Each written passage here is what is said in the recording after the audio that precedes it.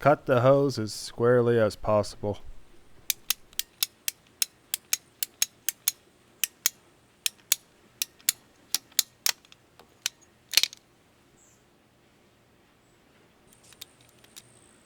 Add a small chamfer.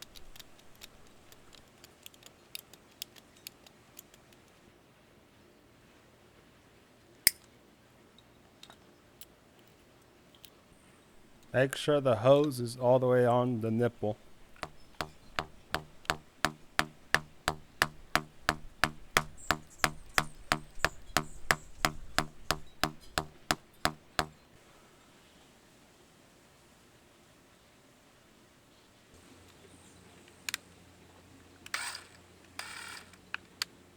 Install the gear clamp and you're done.